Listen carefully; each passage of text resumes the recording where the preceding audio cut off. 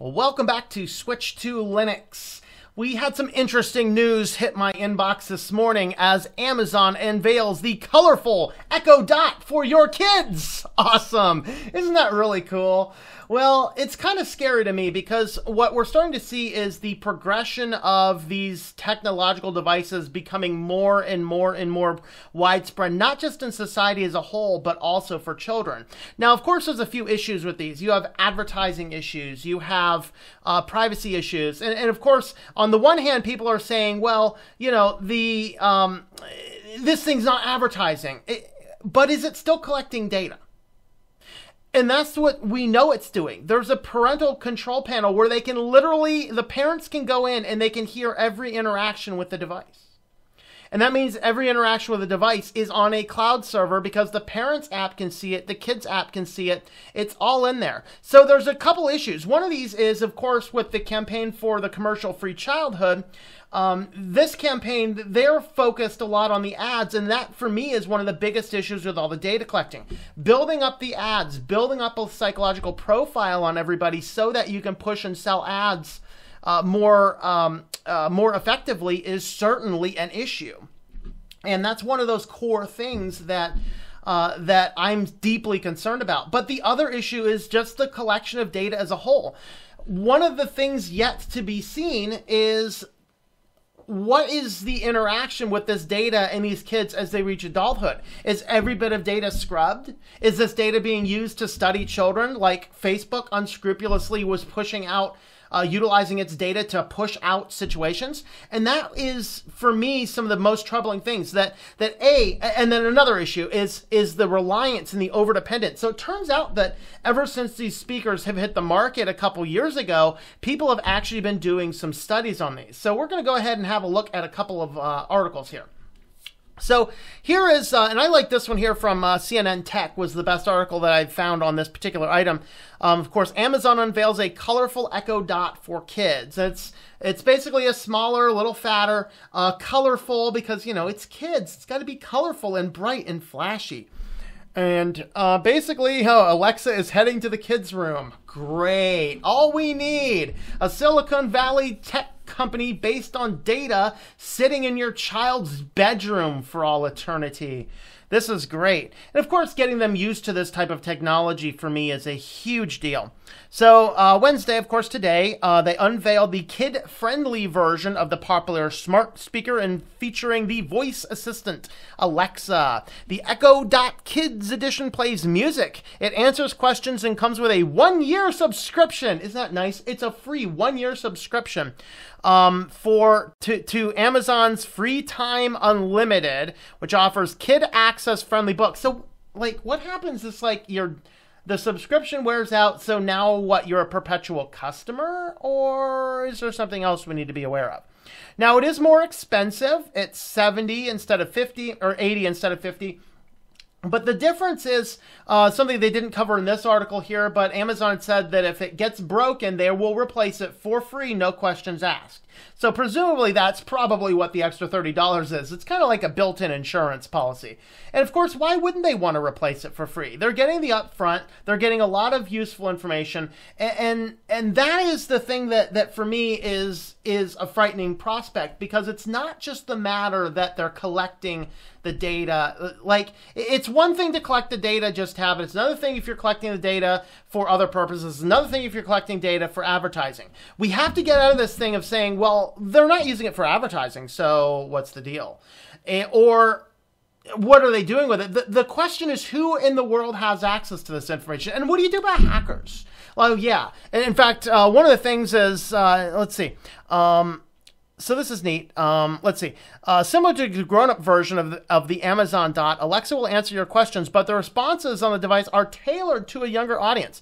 If Alexa is asked, is Santa for real on the device, it'll respond, I haven't met him, but if I do, I'll ask him about Rudolph's nose. For sensitive topics such as where do babies come from, Alexa defers to an adult. People make people, but how they're made is a better question for a grown-up. I can just see that question being answered by a pedophile hacker. Let me tell you, Johnny. Just think about that. There is an internet-connected, always listening smart device. Now, there is the ability to mute it, but even when it's muted, it still listens for wake-up words. It's not a hard kill the microphone. It is a software button, which means, whoops. I mean, that's kind of the same thing Apple did with iOS 11. You turn off your Wi-Fi 5 in the morning, whoops, it turns itself right on back on again. Alexa has similar responses. They say they're being bullied and encouraging them. So we're looking at this and going, okay, so the children are now getting used to talking to this always listening smart speaker about deeper and more intimate parts of their life. Oh, Alexa, I was bullied today by Johnny. You should talk to your parents about that. Well, at least I don't know how I feel about that.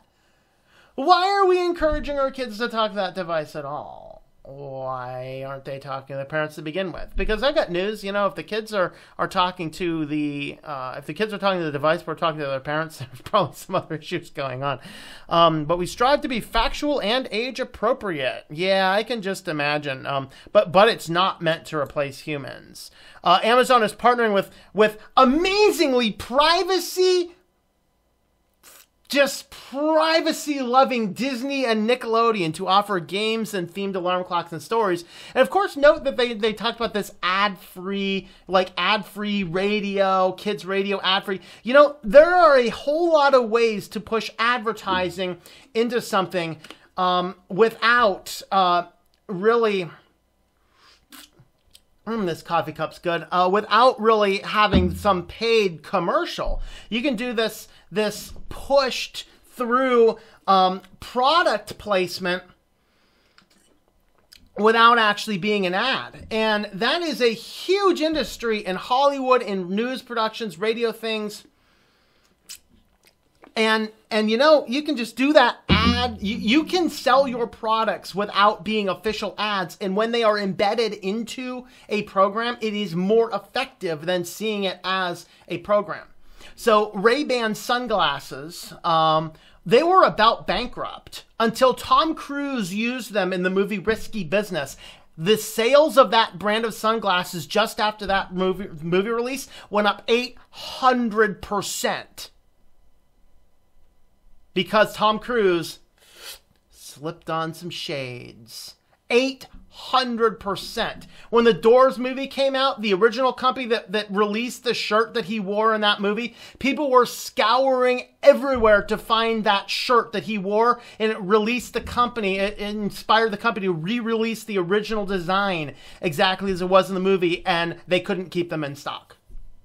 That is the power of product placement. That's why product placement is such a huge, huge thing in media production. Product placement is critically important. So it doesn't matter if it's ad-free. These companies are still gaining access to your children for advertising-laden things, I promise. Now, I haven't listened to these kids-free programs, but that's kind of my thought. So here's your pictures. You got your red, your green, your blue. Pretty big, colorful things for your children's bedroom. So Amazon has created some kid-specific benefits, but does anyone need or want Amazon developers to have access to all the sounds your children make? This is a vice president from research firm Forrester. These devices are very troubling, and consumers have no ideas what is being captured by them, where it is stored, and who has access to that information, or how it could be used. Amazon spokesperson told CNN the company doesn't share kids' data with third parties like advertisers. See, that's the thing. Not even Facebook specifically does that, but they still allow it to be utilized. There are other nebulous things with this data being here. It could be hacked. It could be leaked. It could be accessed by somebody inappropriately accessing the data. Why are we storing and collecting the data? Why? That's the thing that needs to stop. That's why I cannot get behind these types of devices. All devices interfere with face-to-face interactions and kid-driven play that the children need to grow and thrive, as the executive director for the Campaign for Commercial-Free Childhood. That's the organization I had mentioned earlier. Of course, Amazon's also selling, kid-based Fire tablets. Of course, we have Facebook has their Facebook Kids Messenger app. This is all just, the ultimate thing. Where's my hat? The ultimate thing behind these is to get the kids used to the brand, get them addicted to the brand, get them relying on the brand. So I did a tinfoil hat time a year and a half ago. It was like February 17. And I think it was called Dumbed Down by Technology. If you haven't watched that one, it's pretty cool. I go into a future world where we were too dependent on the technology, and it lends to very bad things. So I dug into some of the research, and this has actually some of the research. This is from the Washington Post. How millions of kids are being shaped by know-it-all voice assistants. Okay, so kids adore the new robot siblings. Yay! American families buy robotic voice assistants to turn off lights, order pizza, fetch movie times. Children are eagerly co-opting the gadgets to settle dinner table disputes, answer homework questions, and entertain friends at sleepover parties. Yeah. By the way, this article is about a year old. And so, why do we really need these devices to shut down the lights? Really. Walk over to the light switch. You might burn a calorie or two. I don't know. It's not that we are lacking for calories. I understand if you're in an energy-starved state, that might be a good thing. And I also completely understand the elderly argument. Elderly, immobile people, the technology is great. But getting people addicted to this, particularly as children, is a huge problem. Whether it's Amazon's or one of the other ones, what happens is the kids start to go to it more and more and more, relying less and less and less, and literally taking everything that thing says as gospel fact. This is in a world where YouTube wants to correct your facts with Wikipedia articles, and Facebook is trying to dictate what is truth and what is not. In fact, everybody, even Mozilla is involved in that, trying to dictate what is truth. And anything that these groups disagree with, fake news, fake news, fake news. And so if we have this device, which is controlled by a gatekeeper of some kind, our entire worldview can be shifted, and you can get your kids so used to that worldview being so polluted early on. This is 1984, where the kids were indoctrinated against their parents and encouraged to tell on their parents if they didn't go along with the news speak. That's what we're seeing. So in just 2 years, the promise of technology has already exceeded the marketing commands. The disabled are using voice assistants to control their homes, order groceries, and listen to books. Caregivers and the elderly, and listening to books, that's not a bad thing. But, I keep an MP3 player in my kitchen. I could probably do everything I do in there with an Amazon whatever device. Alexa, turn it up. Dude, it takes me it doesn't take me 10, it takes me 5 seconds to go turn on the MP3 player, turn on my speakers, which I keep unplugged anyway and off, turn on the speakers, plug the thing on, push the MP3 players on, push the play button. Oh my God, I could have saved myself 5 seconds. But of course, I am wasting that much more power because the thing's perpetually plugged in and listening. Which is another thing we need to be a little bit less dependent on. But down here, they actually got into a little bit more. Of course, this is a huge industry, $40 to $180 million industry. I think it's more than that. I don't know. Quite a bit more. But here's the danger is the issue where we start to get into the intelligence of the matter.